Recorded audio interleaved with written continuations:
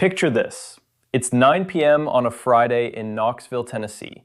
Neon glows on Gay Street, a guitarist's riff floats out of a century-old theater, and you snag a craft beer without waiting.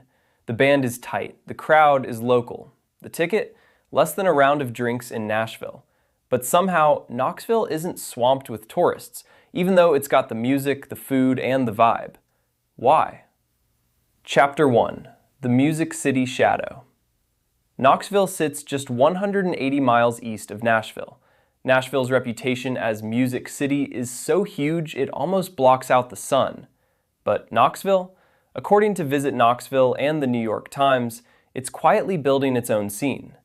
Every night, dozens of local acts play everything from bluegrass to indie rock, often for free or cheap. The city's concert calendar is packed, but the sidewalks aren't. So why isn't Knoxville overrun by crowds the way Nashville is? The answer starts with geography and a little bit of history. Chapter 2. A downtown built for locals. Knoxville's downtown is compact, historic, and, unlike Nashville's Lower Broadway, still mostly for locals.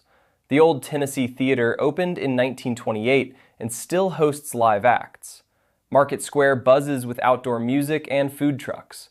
But you won't find the endless bachelor parties or party buses that jam up Nashville. According to the Knoxville City website, most visitors come for day trips or regional events, not wild weekends.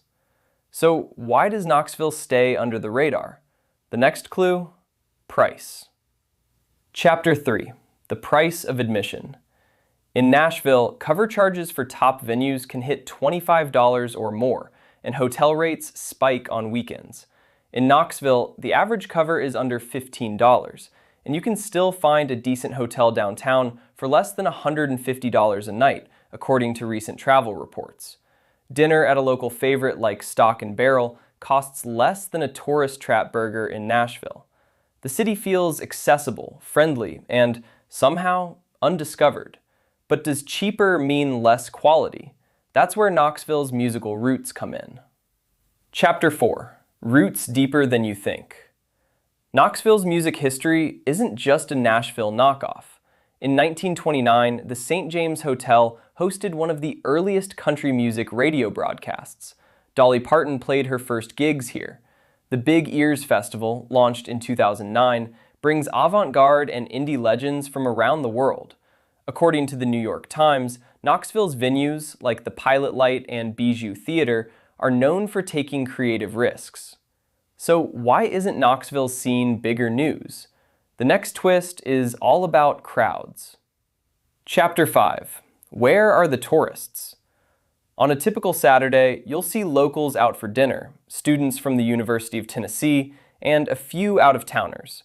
But according to city tourism data, Knoxville's visitor numbers are a fraction of Nashville's, just 1.7 million overnight stays a year compared to Nashville's 16 million. The result? You can hear a Grammy winner at the Mill and Mine without being elbow to elbow with 1,000 bachelorette parties. But is Knoxville's quieter scene actually better for music fans? Chapter 6. The Real Music City Experience. Here's the big reveal. Knoxville's scene isn't just less crowded, it's more personal. Musicians hang out after shows. Venues are small enough that you'll actually meet the band. There's room to dance or just listen.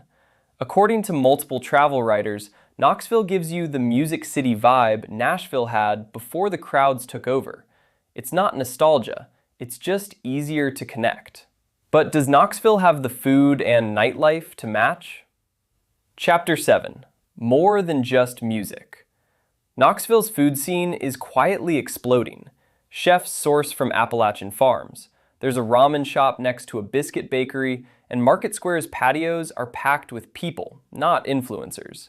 Craft breweries like Pretentious Beer Co. host open mic nights. The city's downtown is walkable, safe, and filled with murals, without the tourist trap feel. But can Knoxville stay this way? Chapter 8. Can Knoxville keep its secret? Here's the contradiction. Knoxville wants more visitors, but not at the cost of losing its soul. According to city officials, there's a push to grow tourism, just not the rowdy kind. Locals hope Knoxville stays a place where you can see world-class music, grab a late-night taco, and walk home in peace. So, is Knoxville America's best city for live music lovers who hate crowds? The evidence says yes, for now. But as word spreads, will it become the next city to lose its magic? What's your pick? The crowded legend or the hidden gem? Let us know below. And if you love stories of American places with a twist, hit subscribe for more.